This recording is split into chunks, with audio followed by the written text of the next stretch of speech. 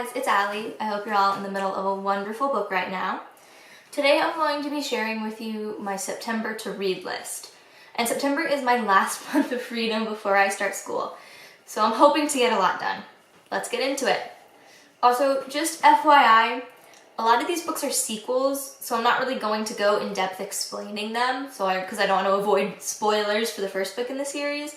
But I'll link to the video that talks about the first book in the series in one of the corners. I forget which one it'll be.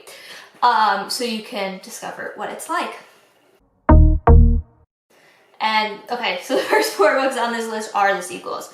First is Majesty by Catherine McGee, which is the sequel to American Royals. And then Blood and Honey by Shelby Mahoran, which is the sequel to Serpent and Dove.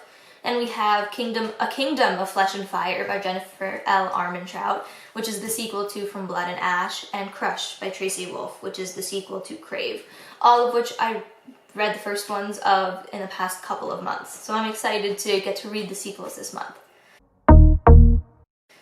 Next on the list are Red Scrolls of Magic and The Lost Book of the White by Cassandra Clare and Wesley Chu. This series is part of the Shadowhunter world, and it follows Magnus and Alec as they search for a cult that Magnus accidentally started years ago. I absolutely love the Shadowhunter world, if you've seen basically any of my videos, so I'm excited to kind of read this. However, I have had mixed reactions to books that Cassandra Clare has co-written before, because I just don't think they're up to the quality of the ones that she's written by herself, so we're going to see how it goes. One of my favorite authors in middle school was Jennifer Lynn Barnes, and I'm excited to read her new book, The Inheritance Games. When the unknown Tobias Hawthorne leaves Avery almost his entire fortune, she must move into his puzzle-filled house. Unfortunately, the house is already filled with Tobias's 4 grandsons, who are expecting to inherit the fortune themselves, and they don't trust Avery. I think it sounds really exciting, and like I said, it was one of my favorite authors when I'm little. So I'm looking forward to reading this. Well, not little, I guess, middle school. I don't know, is that considered little? I've heard a lot about this next book from Emma Books here on YouTube, Daisy Jones and the Six by Taylor Jenkins Reid, which is a historical fiction book about the band by the same name. I used to read a lot of historical fiction when I was younger, but I haven't read as much recently if it wasn't assigned in school. So I'm hoping to kind of get back into that genre a little bit because I think it's really interesting and I like history a lot. So having a kind of fictionized version that I can follow is really fun. And another recommendation from Emma Books is My Dark Vanessa by Kate Elizabeth Russell. This book follows the effects of a teenager's relationship with her teacher by bouncing back and forth between 2000, when the relationship happened, and 2017, when another student comes forward with accusations against the same teacher. I think it sounds really, really interesting, and I think it's a topic that should be talked about more, so I'm looking forward to just reading it and seeing if it's anywhere near what I kind of expect it to be like. And in acknowledgement of all the racial injustice being brought to light recently, I'm hoping to read How to Be an Antiracist by Ibram X. Kendi.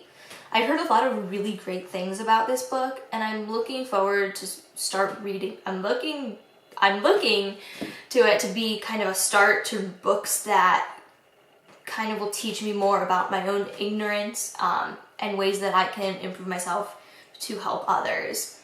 If you have any recommendations for books like that, please leave them below. I'm always looking for them.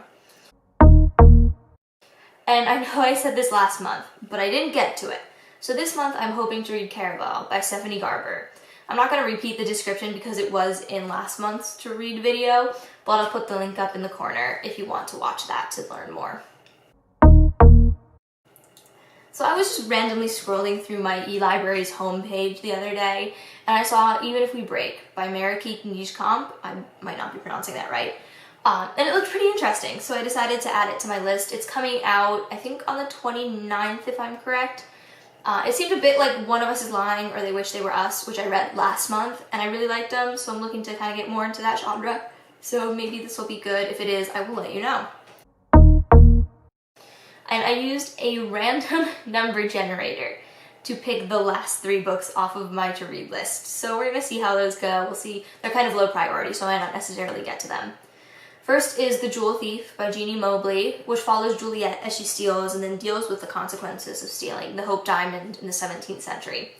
I remember doing a project on the Hope Diamond in like 4th grade, and I just thought it was so fascinating, and so excited to read a fictionalized account of like what it can do and everything. So I am looking forward to it. It also has some romance in it, which you know I can't turn down. So this book was on my if I get to it list last month, and is not super high priority on this month either. But at some point in the not too distant future, I would like to read The Diviners by Libra Bray, which follows Evie after she moves to New York in 1926 and uses her supernatural powers to help catch a murderer.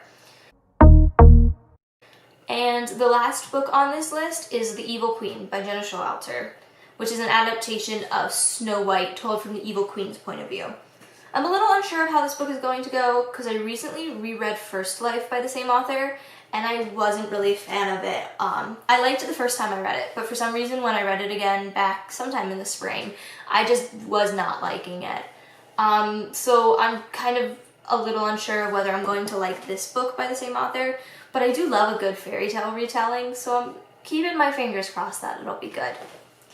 So that's the list of books I hope to get to in September. It's a pretty lengthy list, but I'm relatively confident I can get to at least most of these books because, as I said, I don't start school until the very beginning of October, so I have a decent amount of time on my hands. Be sure to check back at the end of the month to see which books I actually did read and what I thought of them. And if you like this video, please like, comment, and subscribe. Now go read a good book!